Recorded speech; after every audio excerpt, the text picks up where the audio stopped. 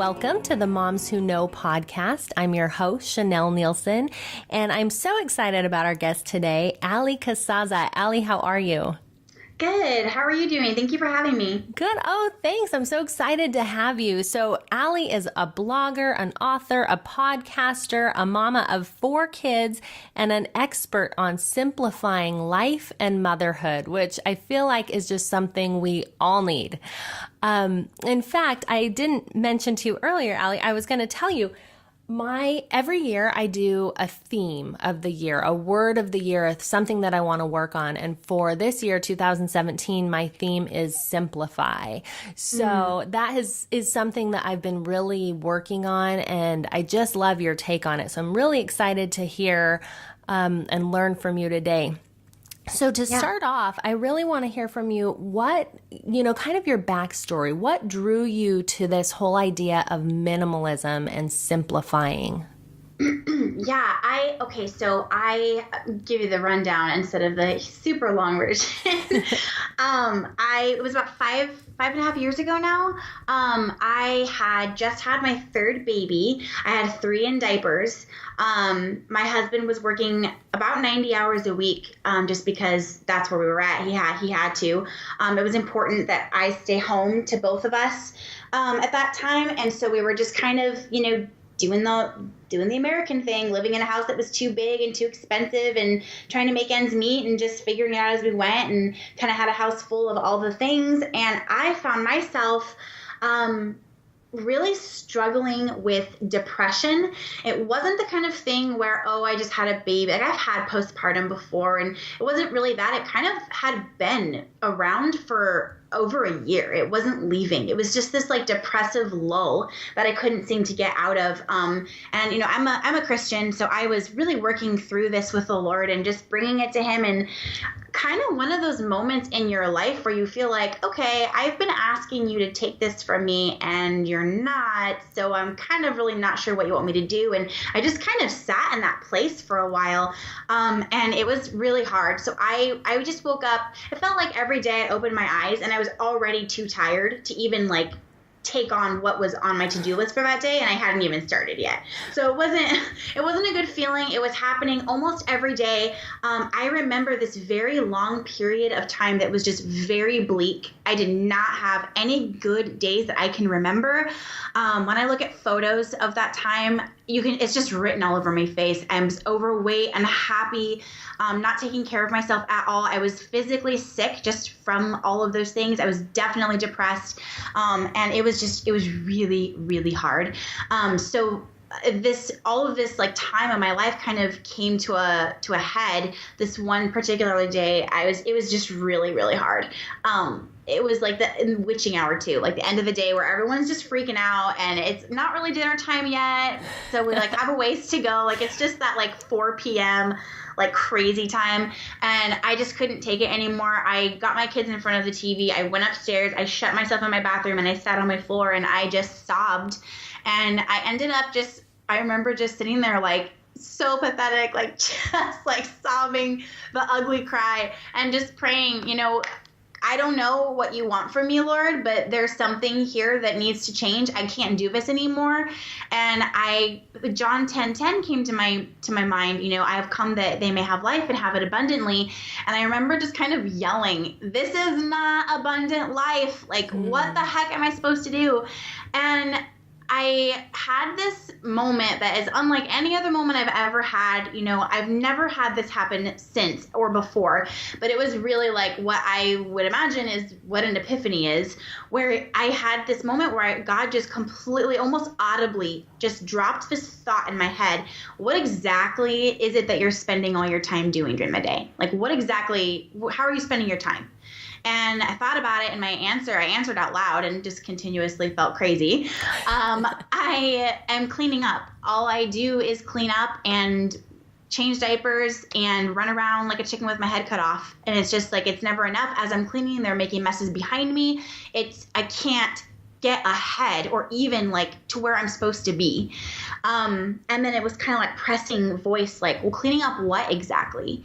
And I remember sitting there for a minute and really trying to think and come up with, I kind of felt like, okay, I'm having this moment. I'm having this moment. Let's find the answer so I can just fix it. And I couldn't come up with anything. And I remember just crying into my hands and saying out loud, it's just stuff. It's just cleaning up stuff. And that right there was this light bulb moment. It was unlike anything I've ever experienced before. I knew exactly what I needed to do. I stood up, I wiped my face off, I went downstairs, I made dinner, kind of wrapped up the day. I got the kids in bed early, and I marched straight into their playroom, which at that time was supposed to be a dining room, but it was just overtaken by toys. You could see it from the entryway. You could see it from the kitchen and the family room.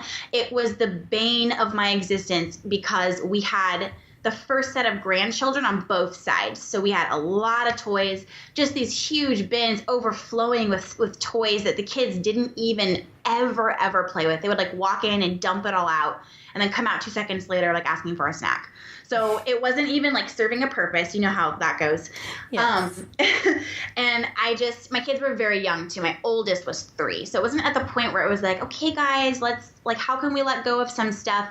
I needed to make the decision. So I went in there and I decluttered. I let go of everything that didn't align with my desire for my kids' childhood, which had always been, I want them to get outside. I want them to explore. At the time I had 2 boys. Now I have 3. I want them to be boys. I want, my girl to know how to play with boys and get outside and look for worms and collect rocks and play and imagine, not have these loud light up toys that do all the imagining for them. It just wasn't purposeful at all. I got rid of almost everything. And then the next day was one of the best days of my motherhood, even to this day. It was so easy and simplified. The kids played for hours. They didn't even care that their toys were almost all gone.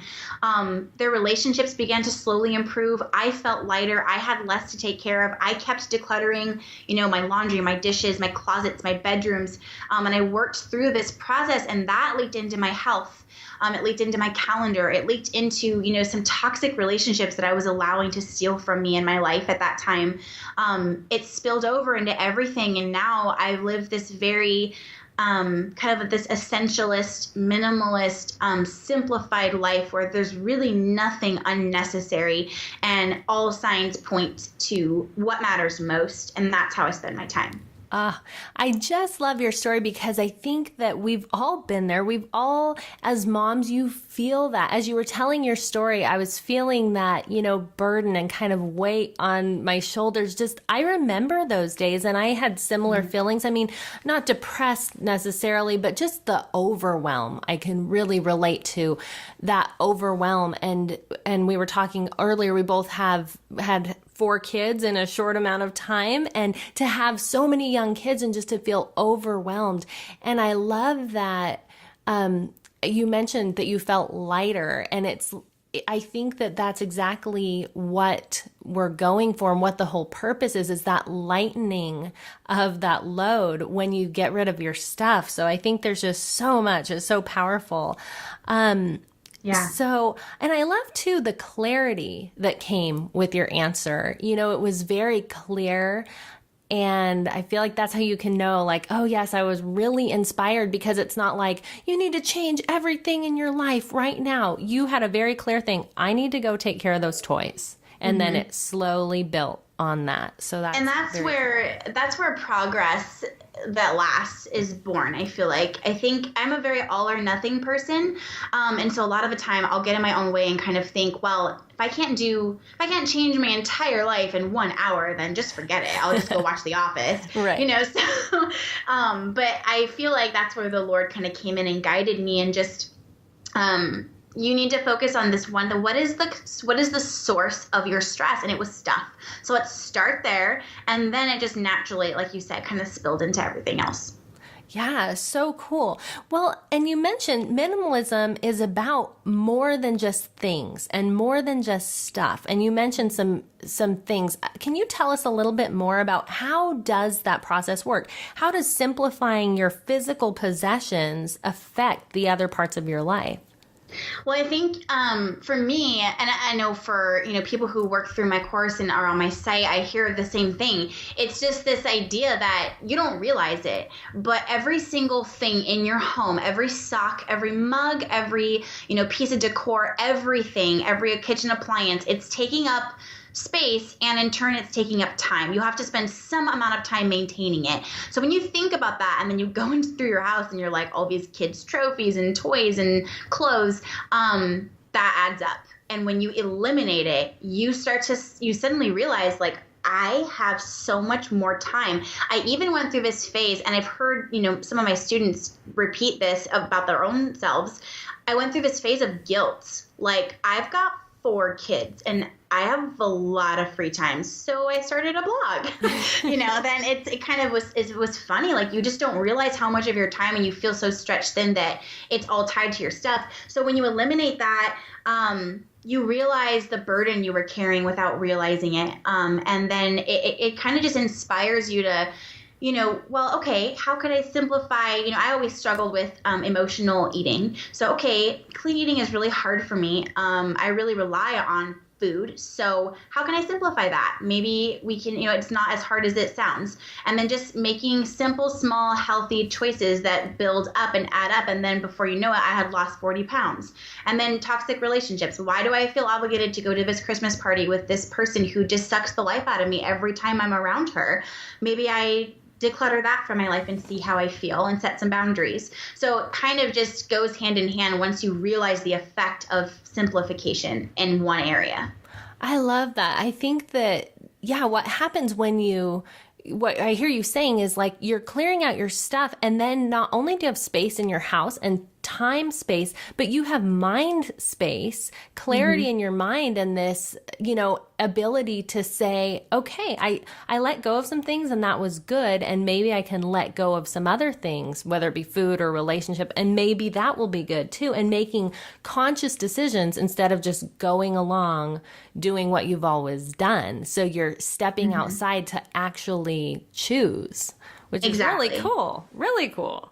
Yeah. Yes. So, okay. So if people are listening and they're like, oh my gosh, that sounds so awesome, but where do I start? What do you usually tell people? I know you have a whole course and your blog. Where do you suggest people get started on this journey?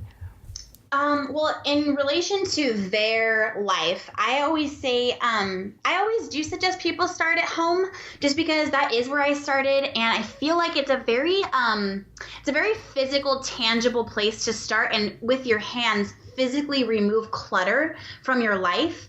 And that kind of teaches your brain. I know it sounds kind of weird. It's hard to describe, but it kind of just trains your brain to do that in other areas. So I don't suggest starting with your calendar. I don't suggest starting with other things. I think it kind of just comes naturally. Starting with something physical and tangible is really powerful. And it definitely teaches you how to even decide if something is worth keeping or not. So definitely start at home. And then within the home, there's 2 options, and it just kind of depends on where the person is at. Some people, it helps them to start somewhere very, very easy and unemotional to declutter. And for me, I always suggest the bathroom.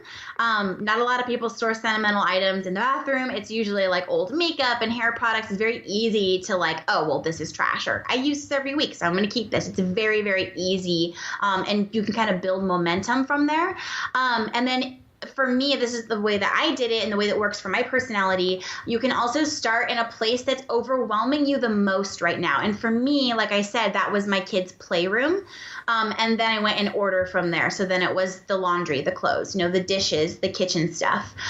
So kind of gauge what feels best to you. If you're overwhelmed, you need to start somewhere unemotional, or if you can take on the biggest beast right now and build momentum that way. And then in terms of like where they can go on the site to find inspiration right now, I honestly, I've been blogging for 5 years, and there is a massive archive of blog posts just sitting there, free content, free help on just about every topic you can think of minimalism. And that's just at my website, alliecasazza.com/archives. Cool. Okay, I'll be sure to link to that in the show notes so you guys can go there if you don't have a way to write that down right now. Okay, so minimalism, I think a lot of times, and I think I might have read this in one of your blog posts, we think of, was this you? We think of an IKEA couch in a bare room. Yes. Yes. So, and that's kind of what we picture. Very stark, very bleak. And then we picture our own life with kids, and it's chaos, and it's toys, and it's school papers coming home all the time, and it's birthday party favors, and all these things. And I feel like for me, I went through my house and got rid of a ton of stuff, and my kids have done their darndest to bring it all back in, whether that's literally through the, going through the bags that are going out the door, or going through the trash, even though we try to put the kibosh on that. But also, just bringing more stuff in. So it's a constant process. And so I wanted to ask you how you have found, how is it different, minimalism, from that picture that we have, and minimalism in real life with children, especially with a big family? Yeah, I think that a lot of people kind of think of minimalism and motherhood as an oxymoron, right. Which to me now and when I was doing all this, I didn't even know minimalism was a thing. It wasn't trending. I didn't know, I thought it was just like an art style, which it is. I didn't know that it was even like a word that related to what I was doing. I was just desperately trying to find a way out of the chaos. But it's funny to me that people don't think the two go together, because mothers need minimalism more than anybody. These minimalists that are starting these trends and making these documentaries, I mean, they're bachelors. I'm not going to lie. I think it's really easy to be a minimalist when you don't have anyone else, but it has nothing to do with, the way you decorate, or, I only have 100 items, so I have reached true minimalism. Who cares? There's a very legalistic aspect to it, and it bothers me, because for me, the point is freedom and joy and this intentionality that's just been infused into my family and our home. And I don't stand at the door and take my kids' bags and hold my finger up and you brought home too many papers. These need to go in the trash because mommy's a minimalist. It's not, I feel like some people imagine it like that. And it's funny because it's just, I'm not a neat freak. I'm not super organized. It's not like that here at all. It's just, it's just a lifestyle of just when we're at Target, why do I want to buy that? Is it because I absolutely love it and it would make me so happy to see it in my house every day? Or is it because it's on sale. It's on sale. Or for example, the other day, I was feeling like we've been moving and things, and I've been feeling just puffy and bloated and eating junk food and not my usual healthy self. And I wanted to buy this shirt that just felt like, if I buy a new shirt, I'll feel better. And it was such a subconscious thing, and it sounds so silly and small, but when I really stopped and thought, I had the shirt in my hand, and I'm like, I don't need another graphic t-shirt. I have a bunch of those. Why do I feel like I want to buy this? And honestly, it was just because I've just been feeling yucky, and maybe if I get a new shirt, I'll feel better. I put the shirt right back. That wasn't the issue. So things like that. It's this infusion of purpose in everything you do. It's not burdensome or tiring or boring. It's life. It's such freedom. It's so liberating. And just knowing that everything is so minimal in terms of maintenance. I can clean the entire house top to bottom in 30 minutes. I just did it this morning. There's nothing extra. There's just not. It's very, very freeing. It has nothing to do with that perfectionistic, that perfectionistic way of just empty houses and empty walls and I have this many items, so I'm a minimalist, Yeah, that's so cool. That intentionality that you mentioned, and that's really what it comes down to. Why you're thinking about each item, you're thinking about each thing, both your stuff, but also in your day. Why am I doing this? It comes down to thinking before you just do. So I like that. But backing up, so you said you don't, when your kids come home, you don't, take their stuff out of their hands and have a trash can at the door to throw it away. But how do you deal with all that kid stuff coming in the house? Because I know that's an issue over here. Yeah, definitely. Kids, I mean, whether you homeschool or not, whether they're home with you all the time or they're out all the time, kids just come with a lot of stuff. They're high maintenance. They need a lot more clothes than I think adults do because they go through things so fast and they grow so fast and get dirty, and there's just a lot of stuff. And especially when you have a lot of kids, it's hard. But I at this point, and keeping in mind, I don't know, for lack of a better way to say it, we're kind of on the other side of minimalism, and we have been for years. So we're in very much like it's a maintenance mode kind of situation. Right. So for us, it's just very like routine purges. Just, when the kids come home with paperwork, or, we're about to send 3 of our kids to school for the first time this year. So it'll be really interesting to adjust to that. We've been homeschooling, which comes with plenty of paperwork anyway. But, setting it down, having a place for it, and having rhythms where, I have a lot of rhythms to keep things simplified, seasonal purges of clothing, weekly purges as I clean the house. Just, what's this doing here? This is a random, McDonald's toy or whatever. Do you guys want this? No? Broken? Okay, throwing it away. Just kind of going through things every so often. With the toys, I'd say it's about every month. We just kind of get in there with the kids and like, all right, guys, what are you playing with? What are you kind of over? What could you give to somebody who doesn't, have money for toys? We make it very much about giving. We make it a process that we're all involved in. My kids have like one medium-ish sized bin that all the toys fit in. And that's not something that I decided on. That's just where we've landed, and we haven't exceeded that in years. So there's just these, you kind of find your way. You kind of just find your rhythm, and you have these routine kind of check-ins. And definitely, I mean, you're cleaning. As a mom, you're cleaning all the time. So just kind of purging as I go and keeping things simple. That's cool. So I like that idea of being on the other side of minimalism. So it's not that you're ever done per se. Right. It just becomes a part of you and a part of the way you live. Right. I'm no longer like, before, like I even had it on my calendar, like I, would call them purge parties, where I would every, 2 days a week or so, I had a couple hours in my calendar blocked out for you need to actively declutter something, until I was like done, like everything that we currently owned, I had decluttered down to the bare minimum and then went into maintenance mode. So it's, you're not really ever done, but you definitely are like, can be done, working through your huge house full of clutter that you've accumulated for years and kind of get into maintenance mode. Right. So, okay, I'm not a very sentimental person. In fact, my husband likes to tease me because I'll say, if there's something that he's sentimental about, I'll say, well, take a picture of it and then throw the thing away, get it out. I like to have space and have things free and clear. But for people who are sentimental, I know there can often be a fear, or for people who are really practical too, like, what if I get rid of this and I regret it? People worry about regrets, or about they'll need that later, or they'll miss that item. How do you address that problem? Yeah, well, one thing is, just practically speaking, have you needed it ever? And usually the thing they're saying that about is sitting there covered in dust. They didn't even know they had it. And then suddenly when they come across it while they're decluttering, it's like, oh my gosh, I remember this and I can't get rid of it, because if I get rid of the thing, then the memory will drop out of my head. Mm-hmm. And it's this funny, like, illogical fear we have that becomes very real. I think a lot of people assume that I'm not sentimental. And while I'm not, extremely sentimental, I definitely have a hard time letting go of certain things that are attached to either really, really great or really, really hard times in my life. So I definitely relate to that.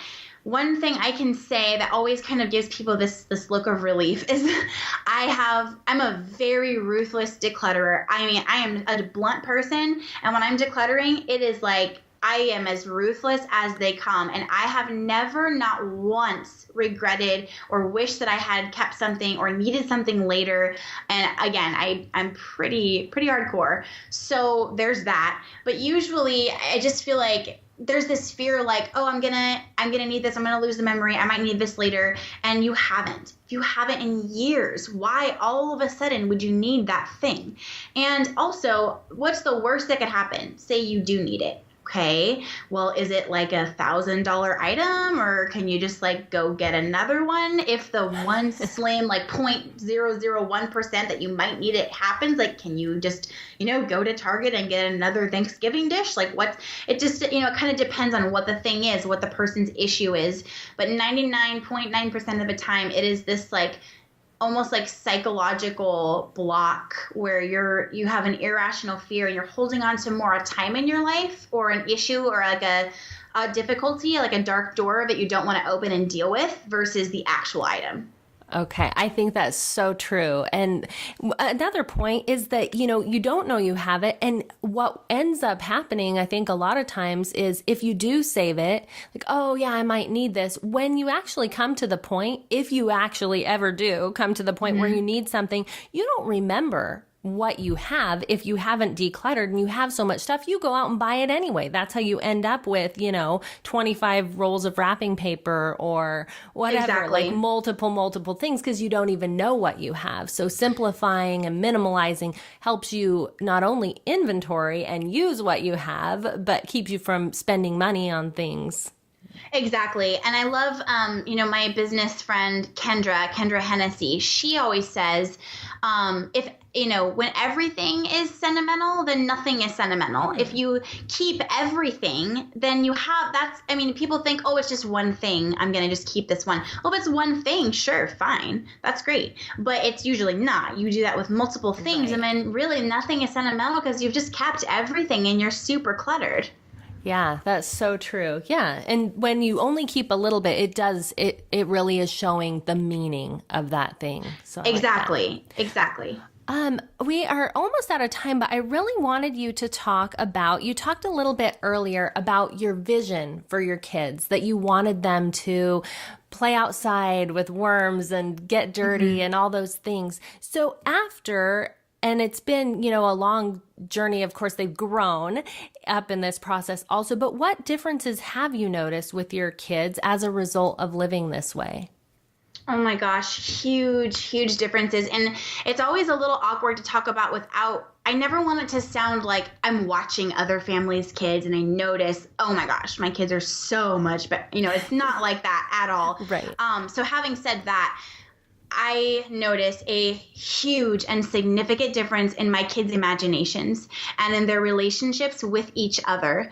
And like I said before, we've homeschooled up until this coming school year. We're sending our kids to school just because of a variety of reasons.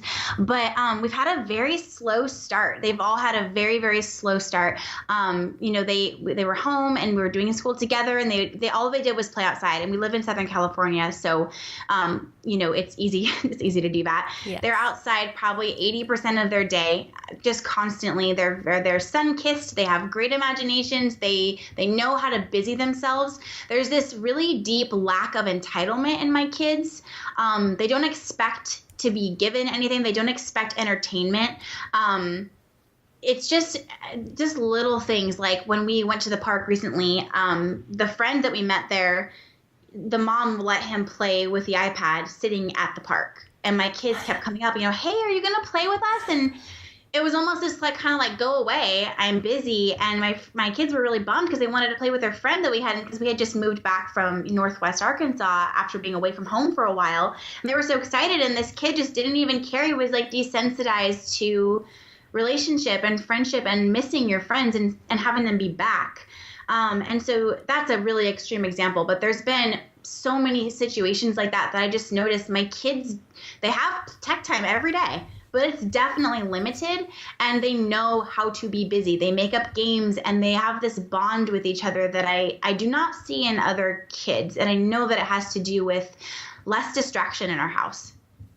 I love it. Because that's the dream. That's what we all want for our kids. We don't want to have to, hand them an iPad at the park, or for that matter, even waiting at the doctor's office. If your kids can learn how to go into themselves and use their imagination, then they can have fun on a road trip. They can have fun in the doctor's office because they're kids and they're wired that way. But sometimes we get away from that. So I love that connection between simplifying your life and really enriching your kids' inner world. And what a gift to give them too. Totally. It's been such a gift. My daughter is very artistic, and she has just developed this astounding skill of painting. I mean, it's just with toys and other things and, no rules on the TV, she wouldn't have developed that. Right. And my sons each have their own things too, but she's just the oldest, so it's more like pronounced. And it's amazing. They wouldn't have these skills. And my kids also have a really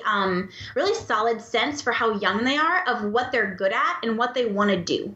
And I really see that coming from time of self-reflection and time alone, time doing, finding things to do. When you have, free time and your mom says, okay, guys, go ahead and go play, have fun, and you've got no toys or very little toys, you have to figure out what to do. And then you kind of learn what you like to do. And so I can very pronounced, see in them what they're good at and what they want to do. And they know it too. And they feel confident in those skills. I love that so much. That really is such a gift to give to your kids. And you have given a gift to all of us today. I just feel like this is something for anyone who's feeling overwhelmed. Just dive in and start with, like Allie said, in your home with your stuff. And you will see a difference like she's talked about today. So Allie, tell us where we can go to hear more from you, to read more from you. Give us some resources. Yeah, of course. So my website, just alliecasazza.com. It's kind of home base for everything that I've kind of got my hand in. I co-host the Purposeful Home podcast with Kelsey Van Kirk. There's a link at the top of my site to that. We have the Your Uncluttered Home course, which is really kind of the ultimate step if you're wanting to really go in. It's kind of the A to Z of minimalism for mothers and specifics to implementing this in your home. And then, of course, again, the archives is just full of stuff. On my homepage, you can sign up for the Minimalism Starter Kit, which is kind of my most famous, most loved free download, and will kind of give you basic starting ground for this. Awesome. Well, I would encourage all of you to go there and check it out. And Allie, thank you so much for being with us today. I really appreciate it. Yeah, thank you so much for having me. All right, we'll see you all next time on Moms Who Know. Subscribe to Moms Who Know so you never miss an episode. And join the conversation on Facebook at facebook.com/Moms Who Know podcast.